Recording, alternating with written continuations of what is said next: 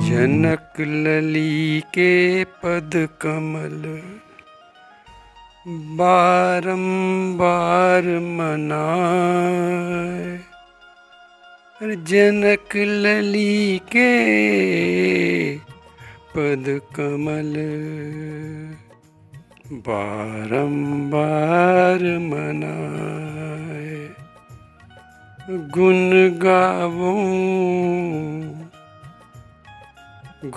गावूं सिय राम के हनुमत हो सहाय। हनुमत हो सहाय। लेत सदा सुध दीन की सहज दया के धाम। सहज दया के धाम। जननी जनक श्रीकांत के है प्रभु सीताराम। है प्रभु सीताराम। अयोध्या में एक दिन श्री किशोरी जी ने हनुमान जी से पूछा, हनुमान, सारी लंका तो जलकर राख हो गई, पर तुम्हारी पूंछ का एक बाल भी नहीं जला। इसका क्या कारण है? लंक जला के भी पूंछ जली नहीं। कौन सा जादू भरा है इसमें? हंस पूछती है मिथिलेश कुमारी। किशोरी पूछती, कौन सा जादू भरा है इसमें? लंका तो जल गई, पर पूंछ का एक बाल भी नहीं जला। हनुमान जी कहते हैं, माँ, लंका में कोई साधारण आग थोड़ी लगी थी।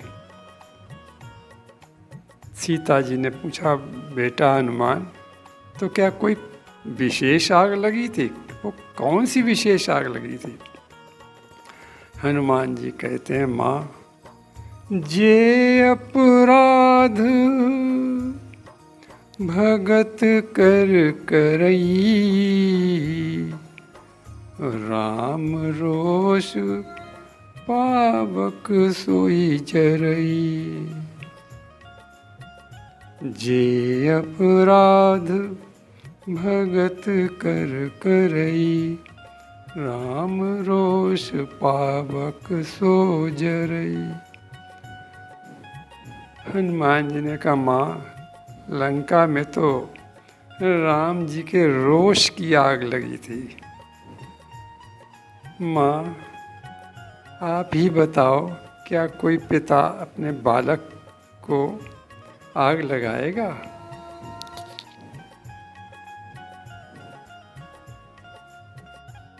हनुमान जी कहते हैं, माँ, लंका तो जली, पर राम जी का छोटा सा बेटा हनुमान का एक बाल भी नहीं जल पाया।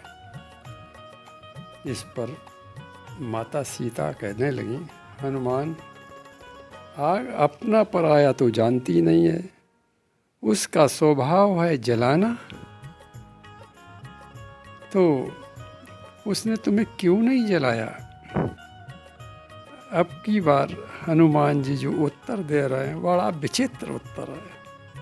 बहुत ही विचित्र उत्तर हनुमान जी दे रहे हैं। हनुमान जी कहते हैं, माँ, आप तो सब जानती हैं। अच्छा माँ, बताओ, आप ही बताओ, जिस समय लंका में आग लगी थी, तो उस समय आप कहाँ थी? इस पर श्री किशोरी जी कहती हैं, बेटा, मैं तो उस समय अशोक वाटिका में थी। हनुमान जी कहने लगे, माँ, लीला की दृष्टि से आप अशोक वाटिका में थी, पर आपका वास्तविक स्वरूप तो अग्नि में था। माँ, आप उस समय को याद करो जब प्रभु कुछ लीला करना चाहते थे, तो उन्होंने अपनी लीला में आपको सहायक बनने के लिए आपसे कहा था कि तुम पावक महु करहु निवासा, जब लगी करऊं निशाचर नासा। राम जी ने आपसे कहा था तुम पावक में यानी अग्नि में निवास कर जाओ। तुम तो अग्नि में आपका निवास था उस समय। माँ, प्रभु की आज्ञा से आप अग्नि में उस समय वास कर रही थी।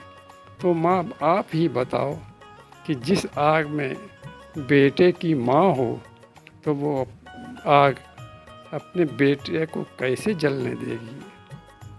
माँ, आप ही तो बताओ, क्या कोई माँ अपने बेटे को कभी जला सकती है? माँ का हृदय तो इतना कोमल होता है, माँ का हृदय बड़ा कारुणिक होता है। अपने बेटे को बचाने के लिए वो आग में कूद जाएगी, अपने शरीर को जला देगी, पर अपने बेटे को नहीं जलने देगी। माँ, यही कारण है कि हमारा एक भी बाल आग ने छुआ नहीं।